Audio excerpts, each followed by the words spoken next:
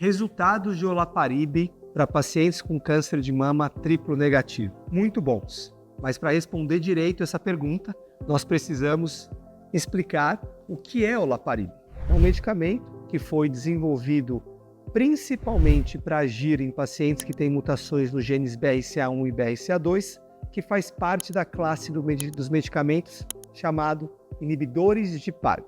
Os inibidores de PARP foram testados em pacientes com câncer de mama triplo negativo em dois cenários, no cenário adjuvante e no cenário de doença avançada, quando a paciente já está com a doença metastática, fora da sua mama. Nos dois cenários, nós tivemos resultados muito bons.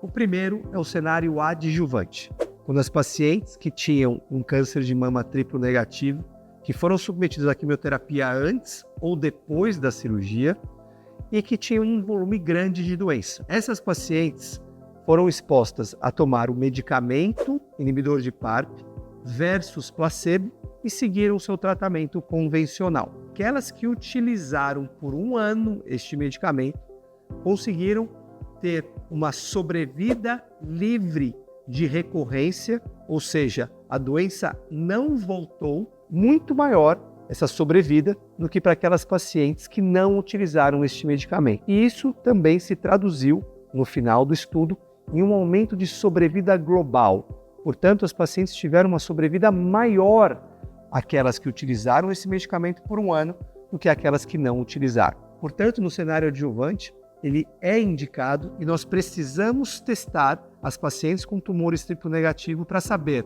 se elas são portadoras da mutação BRCA1 e BRCA2 para que eu possa oferecer este tipo de benefício para a paciente. Hoje, os guidelines internacionais recomendam que todas as pacientes com câncer de mama triplo negativo, independente da idade e independente do histórico familiar, realizem a testagem dos genes, pelo menos BRCA1 e BRCA2. E o outro cenário é o cenário metastático. Pacientes com câncer triplo negativo, BRCA1 e 2 mutadas, e que estão, infelizmente, enfrentando a doença já se espalhou para fora da mama e tem, então, metástases em outras partes do corpo. Neste cenário, este medicamento ele foi confrontado com quimioterápicos convencionais e ele teve uma performance melhor. As pacientes tiveram uma melhor taxa de resposta, ou seja, a doença conseguiu reduzir o seu tamanho com maior intensidade. As pacientes também tiveram um ganho de sobrevida livre de progressão, ou seja, elas ficaram mais tempo com a doença controlada usando o inibidor de PARP do que utilizando quimioterapias convencionais. Os resultados são muito bons. Nós já temos essa medicação disponível para os pacientes que têm tumores triplo negativo, tanto no cenário adjuvante, como também no cenário de doença avançada, no cenário de doença metastática.